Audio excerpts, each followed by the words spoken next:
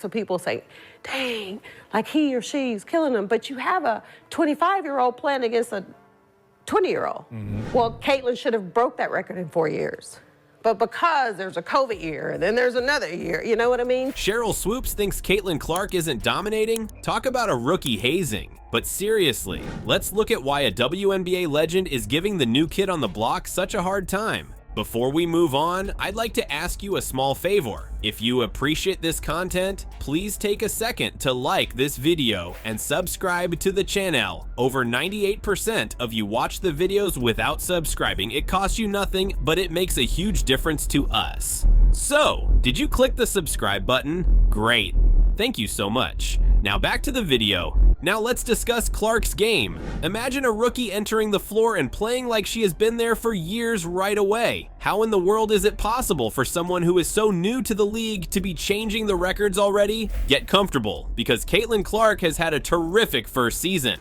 Let's start by examining her stats. Each game, he averages 20 points, 8 assists, and 6 rebounds. Not only is that excellent, but it's crazy for a novice. While most rookies are only attempting to acclimate Clark, she's out here like a seasoned veteran running the show. This is when things get really crazy though. Not only is Clark hitting impressive numbers, but she is also shattering records left and right. With 761 points in 39 games, she broke the WNBA rookie scoring record. Simone Augustus's record of 744 points stood previously. Clark destroyed it, not just broke it.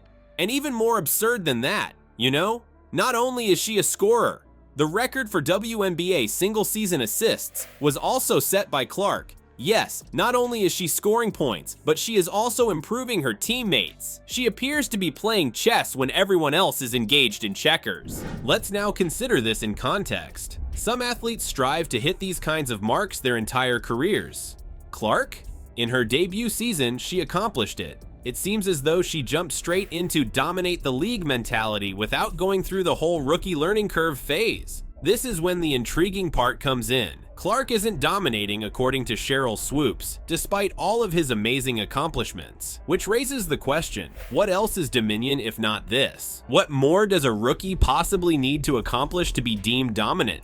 But it's not all about the stats. It concerns the way that Clark is altering the game. She's playing well overall, not just well for a rookie. Coaches are preparing games for her, spectators are turning in only to see her play, and veterans are taking notice. And now, let's take a moment to discuss expectations. There's a lot of pressure to produce as a highly drafted rookie. When the pressure builds, some players falter. But Clark? She is exceeding expectations, surpassing them by a wide margin. Hence, it's difficult to avoid seeing it as dominance when we consider everything that has happened, the record-breaking numbers, the effect on the game, and the way she's managing the pressure. Not only is Clark enjoying a fantastic rookie campaign, but it's a historic one. Consider yourself as Caitlin Clark right now, a professional who is thriving right out of college. You must think you're on top of the world. That's not exactly how Sheryl Swoopes sees it though. What is she aware of that we are not?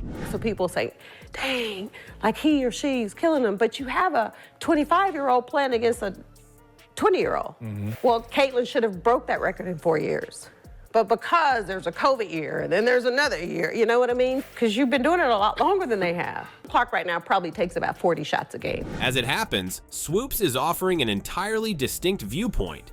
She's not simply hating. She has some insightful opinions that may cause you to reconsider what it takes to be a dominant player in the WNBA. The problem is that Swoopes is discussing the dramatic shift from collegiate to professional level play. Yay, Clark was a beast in college, but the WNBA, she asks. That's a completely different league. She's not wrong either. The pros dial it up when it comes to speed, physicality, and strategy. Swoopes is not implying that Clark is unworthy, not at all. In fact, she stated, "I never said she wouldn't be good. I assumed that she would require some time to get used to her new role as a professional." That's honest speaking from someone who's been there, done that. It's not hate. Let's also discuss the pressure. There is more to being the top draft choice than just flash and splendor. Nobody knows this more than Swoopes. She's arguing that, don't put all that pressure on these rookies. Let them adjust. Let them understand what it means to be a pro.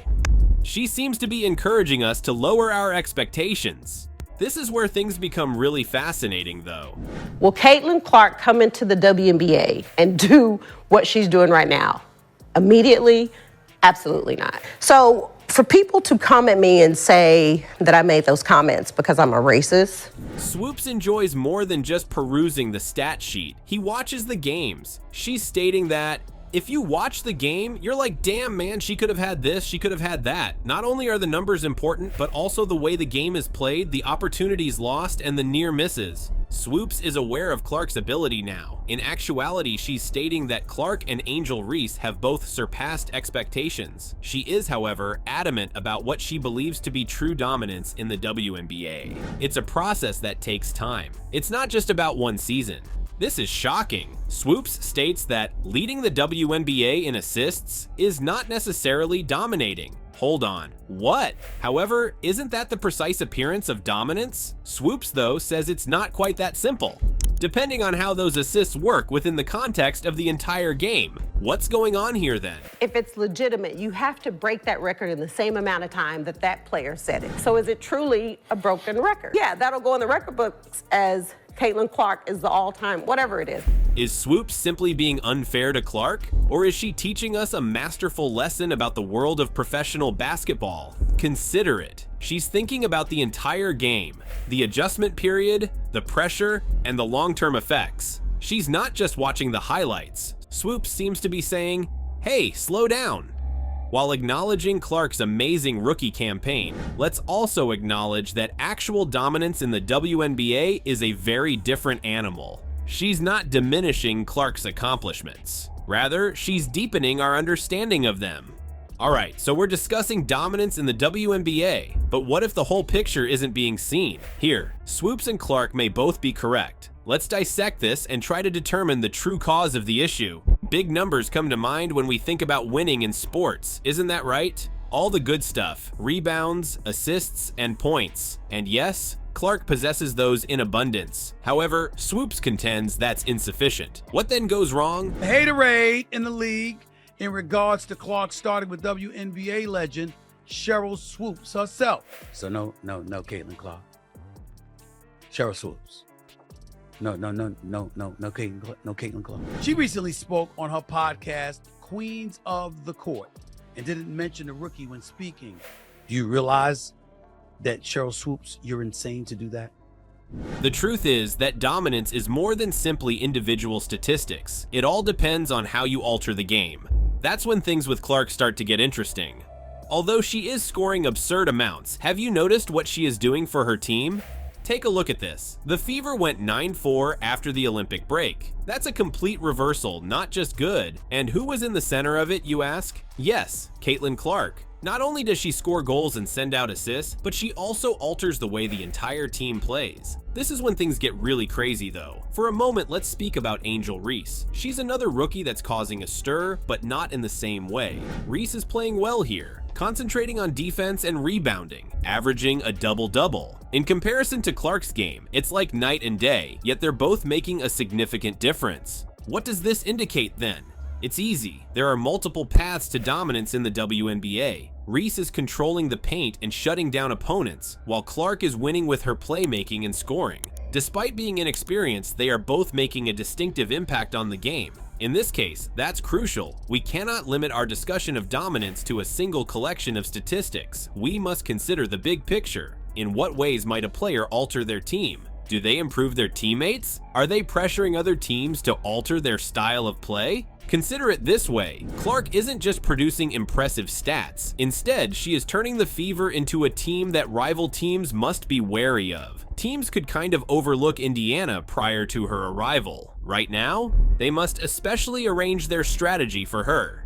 That has a very different impact. However, Swoopes is also correct. In the WNBA, dominance isn't confined to one great season. It all comes down to being consistent and changing as other teams get to know you. Without a doubt, Clark is having a fantastic first year. The true measure, though, will be how she develops and upgrades her skill set over time. I'm thinking that perhaps we should reevaluate how we define rookie success. We ought to be asking ourselves how this player has improved his team, not just how many points and assists they have accrued. In In what ways have they made other teams adjust? Above all, what type of groundwork are they doing to ensure long-term success? That perspective shows that both Clark and Reese are accomplishing something exceptional.